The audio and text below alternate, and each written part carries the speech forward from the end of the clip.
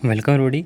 इस वीडियो में जो है मैं बताने वाला हूँ कि टी बीम का जो है वो स्टेप्स क्या होगा दो चीज़ के लिए, एक मोमेंट ऑफ रेसिस्टेंस निकालने के लिए और दूसरा अगर हमें एरिया ऑफ स्टील निकालना है। इसी दो टाइप के प्रॉब्लम आते हैं, मैक्सिमम जो है वो मोमेंट ऑफ रेसिस्टेंस वाला और area of steel. Area of steel का कोई भी प्रॉब्लम मैंने नहीं किया है, लेकिन ये जो मोमेंट ऑफ रेसिस्टेंस है इसका मैंने दो प्रॉब्लम बेसिकली किया हुआ है, उसका वीडियो आप चाहे तो देख सकते हो। और यहाँ पे जो है ये वीडियो स्पेसिफिकली जो है वो स्टेप्स के बारे में है, तो इसे ध्यान से समझ ले, वरना जो है वो अगर आप इसका प्रॉब्लम वाला वीडियो देखेंगे तो फिर आपको क्वेरी हो सकती है। देखो आपको जो है वो इसमें टी बीम जैसे क्या है, तो जैसे ये अगर हम लोग कास्टिंग करते हैं तो ये एक कॉलम हो गया, ये एक कॉलम हो गया और ये पूरा स्लैब हो गया, तो ये बीच का जो पार्ट होता है उसी को टी बीम बोलते हैं और ये वाला जो पार्ट होता है इसे एल बीम बोलते हैं। ओके, सो इसमें जो है वो क्या क्या पार्टें होती हैं, तो ये जो ऊपर वाला है इसे फ्लैंज बोलते हैं, ये पूरा सेक्शन ओके जो स्लैब है उसे फ्लैंज बोलते हैं, और नीचे का जो ये पूरा बीम वाला पार्ट है इसे जो हम लोग वेब बोलते हैं। ओके, तो यहाँ से यहाँ तक जो है वो वेब बोलते हैं, और यहाँ मीन्स इससे ऊपर जो है वो ये वेब और ये इससे ऊपर फ्लैंज। ओके, ये डी एफ हम लोग फ्लैंज का डेप्थ को बोलते हैं और डी डब्ल्यू जो है वो डेप्थ ऑफ वेब है। ओके, और ओवरऑल डेप्थ यहाँ से यहाँ तक होता है, और ये जो है वो width of B W equals to width of web. अब देखो यहाँ पे आप जो है वो ऊपर में ये पूरा यहाँ से यहाँ तक विड्थ ऑफ फ्लैंज बोलते हैं।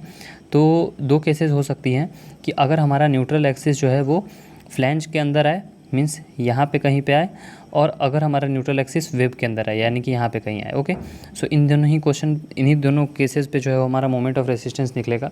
तो देखो पहले केस की बात करें, जब जो है वो हमारा न्यूट्रल एक्सिस फ्लैंज में होगा। फ्लैंज क्या है, तो फ्लैंज में न्यूट्रल एक्सिस होने का मतलब है कि ऐसे कहीं आपका न्यूट्रल एक्सिस होगा और ऊपर से ये जो स्मॉल एन है वो है हमारा मीन्स एक्चुअल न्यूट्रल एक्सिस।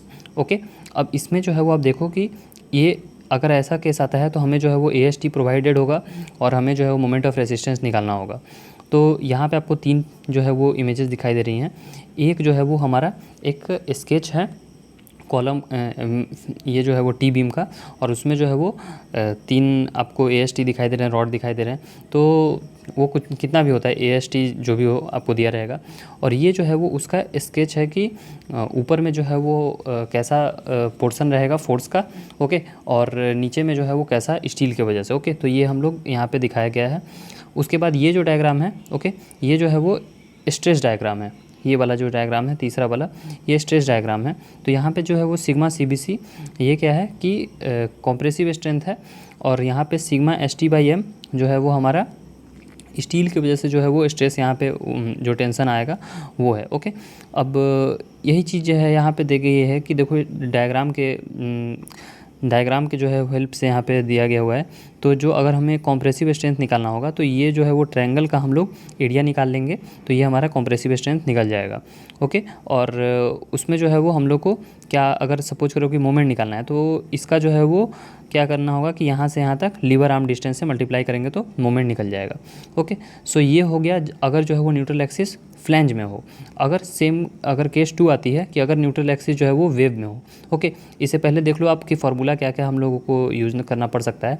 जैसे ये वाला जो है वो फार्मूला हम लोग को लगाना पड़ सकता है। ये बेसिकली कुछ नहीं है, ये सिमिलर ट्रायंगल है। ओके, जैसे ये वाला अगर आप फिगर देखोगे तो इस फिगर को अगर आप देखो ध्यान से, ओके, इस वाले फिगर को, तो इसमें जो है वो अगर आप ये जो छोटा सा ट्रायंगल है ऊपर में, ओके, ये जो छोटा सा ट्रायंगल आपको दिखाई दे रहा है, तो इसको अगर आप ध्यान से देखोगे तो N by N C by D minus N C. Okay, N C क्या है कि जो है वो बैलेंस सेक्शन में जो न्यूट्रल एक्सिस होगा, उस जो बैलेंस सेक्शन में न्यूट्रल एक्सिस का डेप्थ होगा उसे एन सी बोल रहे हैं, और by D minus N C. Okay, by D minus N C is equals to sigma S T, sigma C B C by sigma S T by M. तो ये जो है वो हम लोग एक तरह से एन सी का वैल्यू निकालने के लिए करेंगे। और सिमिलरली जो है वो हम लोग को हो सकता है कि सिग्मा सी बी सी ना आए, कभी सिग्मा एन आ सकता है। ओके, सो वैसा भी केस हो सकता है, तो वो भी आगे प्रॉब्लम में आपको मैं दिखा दूंगा। तो अब देखो कि अगर हमें मोमेंट ऑफ रेसिस्टेंस निकालना है तो मोमेंट ऑफ रेसिस्टेंस क्या होगा, ये जो मैंने आपको ट्रायंगल दिखाया था उसका area, okay, multiplied by width of flange, okay, into जो लीवर आर्म डिस्टेंस है वो। तो इसका अगर आप एरिया देखोगे इस छोटे से ट्रायंगल का, तो इसका एरिया कितना होगा, half into N into sigma C B C. Okay, half into N into sigma C B C यही होगा। तो यही यहाँ पे लिखा गया हुआ है, half into N into sigma N लिखा गया हुआ है, इसलिए मैंने कहा कि सिग्मा सी भी हो सकता है या कभी सिग्मा एन भी हो सकता है, लेकिन बेसिकली हमें सिग्मा एन लेना है। क्यों? क्योंकि ज़रूरी नहीं कि हमेशा कॉम्प्रेसिव स्ट्रेंथ अपने फुल स्ट्रेंथ पे आ जाए, मीन्स स्ट्रेस उतना जनरेट हो, इस वजह से सिग्मा एन लिया है। सिग्मा एन कैसे निकालेंगे वो भी मैं आपको दिखा दूंगा आगे, ओके। या फिर यहीं पे आपको दिखा देता हूँ, लेकिन वो आपको नहीं, प्रॉब्लम में ही मैं आपको बता दूंगा क्योंकि वहाँ पे ज़्यादा क्लियर होगा, ओके। बट आप समझ लो कि यहाँ पे जो है वो हमें वो ट्रायंगल का एरिया इंटू बी एफ होगा, ये basically B F width of flange, और इंटू लीवर आर्म डिस्टेंस जो कि है D minus N by three. N by three क्यों? क्योंकि ये अब ट्रायंगल है, तो ट्रायंगल जो होता है उसका सेंट्रोइडल डिस्टेंस से यहाँ पे कितने दूरी होगी, अगर यहाँ से यहाँ तक n है तो सेंट्रोइडल डिस्टेंस यहाँ से यहाँ तक n बाई थ्री होता है, ओके। सो पूरा d होता है यहाँ से यहाँ तक, तो d minus N by three, okay. इसलिए जो है ऐसा लिखा गया है। सो आई होप कि आपको ये समझ में आया होगा, ओके। और ये वाला जो है आपको फार्मूला लगाना है कब? जब जो है वो डेप्थ ऑफ न्यूट्रल एक्सिस हमारा फ्लैंज के अंदर आए।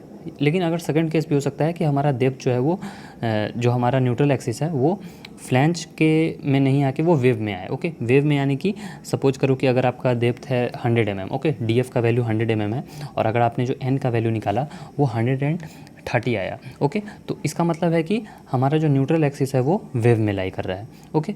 सो उस केस में हमें कैसे निकालना होगा? तो देखो, जो डायग्राम मैंने आपको बताया था कंप्रेशन का और टेंशन का, तो ये जो डायग्राम होगा ये ऊपर में एक तो फ्लैंज आ ही जाएगा, साथ में वेब का भी कुछ पोर्शन आ जाएगा, ओके। और नीचे में यहाँ पे तो M into A S T, वो तो स्टील की वजह से है, ओके। सो स्ट्रेस का जो डायग्राम बनेगा वो देखो, स्ट्रेस का डायग्राम आपका यहाँ पे फिर से ऐसा बनेगा, ओके।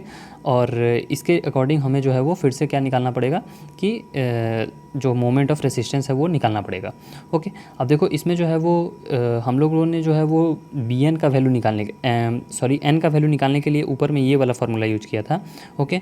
और वो क्या था कि इसका area is equals to this area, okay. देख लो आप ध्यान से, B into N by two, okay. Area नहीं, बेसिकली मोमेंट हम लोग बराबर कर रहे थे, मोमेंट, ओके। तो बी एफ जो है वो ये है into N by two, okay. So is equals to M A S T into D minus N, okay. So ये वाला हम लोग यूज़ कर रहे थे अगर जो है वो फ्लैंज में, सॉरी वेव में अगर हमारा जो है फ्लैंज में अगर हमारा न्यूट्रल एक्सिस लाई करता है, और इसके नीचे वाला जो है वो हम लोग यूज़ करेंगे जब हमारा जो है वो न्यूट्रल एक्सिस वेव में लाई करेगा, ओके।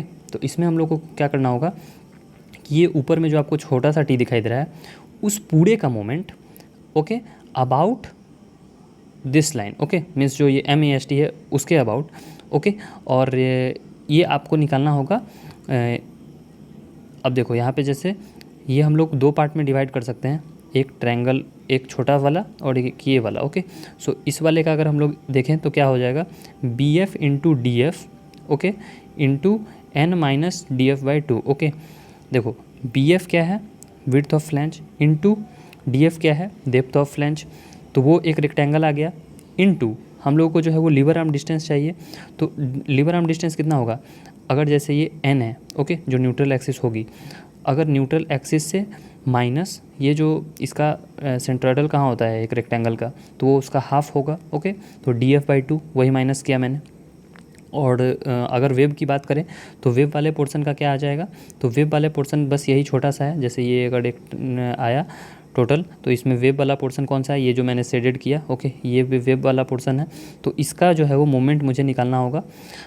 तो अब देखो इसके लिए मैं क्या कर रहा हूँ कि इसके लिए B W, okay, B W, क्योंकि यहाँ पे जो है वो अब वेब आ चुका है, तो बी डब्ल्यू लिया मैंने, B W into N minus D F, okay, N minus D F, क्योंकि अगर ये पूरा एन है, ओके, तो एन माइनस डी एफ ही आएगा इतना, और उसका फिर जो है वो lever arm distance, okay. So वो मैंने किया, और वो किसके बराबर होगा, तो M A S T into D minus N, okay. So आप इसको समझो, आपको बहुत इजी है, कुछ मैं रॉकेट साइंस ऐसा चीज़ नहीं है, बस आपको और भी सिंपल शब्दों में बता दे रहा हूँ कि जैसे ये अगर जो है वो पार्ट हो गया, ओके, और यहाँ पे जो है वो न्यूट्रल एक्सिस है, और यहाँ पे एम ए एस टी, तो इस तीनों का, इसको मैं अगर 1 बोल दे रहा हूँ, इसको अगर मैं 2 बोल दे रहा हूँ, और इसको मैं 3 बोल दे रहा हूँ, तो 1 + 2 का जो मोमेंट होगा वो इज इक्वल्स टू 3 का मोमेंट के इक्वल होना चाहिए, simple, as simple, okay.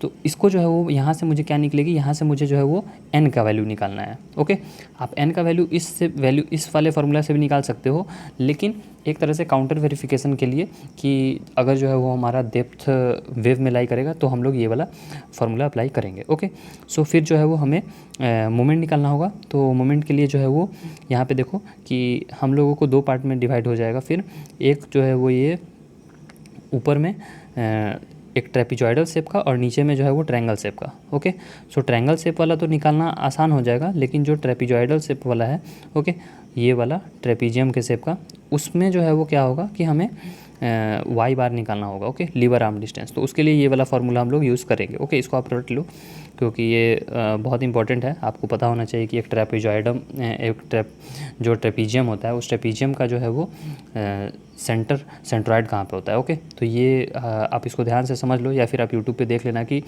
How to find the centroid of trapezium. Okay, so मैं इसलिए नहीं एक्सप्लेन कर रहा हूँ क्योंकि बहुत लेंदी हो जाएगा वीडियो, फिर आप शायद स्किप कर दोगे। ओके, सो आप वो देख लेना, आपको अगर पहले से आता है तो मैं टाइम वेस्ट नहीं करना चाहूँगा। तो आप देखो जो आपका C1 है, ओके, C1 आपका ट्रेपीजियम की वजह से आ रहा है। ओके, C1 आपका ट्रेपीजियम की वजह से आ रहा है और C2 आपका आ रहा है ट्रायंगुलर पोर्शन से। तो C2 को जो है वो सिंपल सा हो जाएगा, C2 आपका हो जाएगा C2 इंटू ए। ओके, और C1 इंटू ए जो है वो जरूरी नहीं कि सेम हो, दोनों में जो है वो लीवर आर्म डिस्टेंस अलग हो जाएगा। तो इस वजह से जो है वो आपको C1 और C2 की वैल्यू निकालनी होगी, और ये स्ट्रेस डायग्राम का जो है वो आपको निकालना है। तो देखो C2 जो है वो एक छोटा सा ट्रायंगल होगा। ओके, ऐसे ट्रायंगल होगा और यहाँ पे C डैश होगा। ओके, सिग्मा C डैश, तो half into sigma C dash into ये जो डिस्टेंस होगा, तो वो डिस्टेंस कितना है n माइनस DF। ओके, और उसमें C1 का वैल्यू जो है वो कितना आएगा, तो C1 में आपको जो है वो half into sigma C dash यानी कि ट्रेपीजियम का एरिया और इंटू BF। ओके, और C2 जो है वो वेब वाले के वजह से आ रहा है, तो इस दोनों का जो है वो मुझे लीवर आर्म डिस्टेंस और इंटू जो भी उसका सेंट्रॉइड आ रहा है उससे मल्टीप्लाई करना होगा।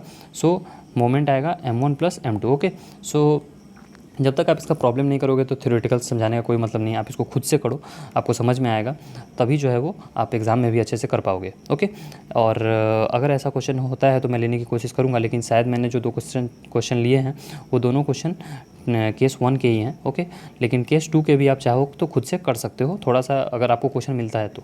ओके, मुझे क्वेश्चन मिला नहीं तो मैंने नहीं किया। ओके, सो फाइनली जो हमारा MR का वैल्यू हो जाएगा वो m1 plus m2 C1 into A plus C2 into A का वैल्यू सेम नहीं होगा, ए का वैल्यू डिफरेंट होगा, लेकिन जस्ट मैंने आपको शो करने के लिए कि ए क्या है, ए जो है वो लीवर आर्म डिस्टेंस है, तो वो हमारा यहाँ पे लेना होगा। ओके, सो आई होप कि आपको ये वीडियो समझ में आया होगा, और आप दोनों वीडियोज़ मैंने अपलोड कर दिए, उसे देख लो। प्लेलिस्ट का लिंक मैं डिस्क्रिप्शन बॉक्स में दे दूंगा, और आप इसे खुद से बना लेना। फिर टी बीम का कोई भी प्रॉब्लम आएगा अगर WSM से तो आपका सॉल्व हो जाएगा, और LSM के रिगार्डिंग में मैंने वीडियोज़ अपलोड कर दी हैं, तो आप उसे भी देख लेना। फिर भी अगर कोई क्वेरी होती है तो आप कमेंट बॉक्स में कमेंट कर देना। So thanks for watching the video and have a good day.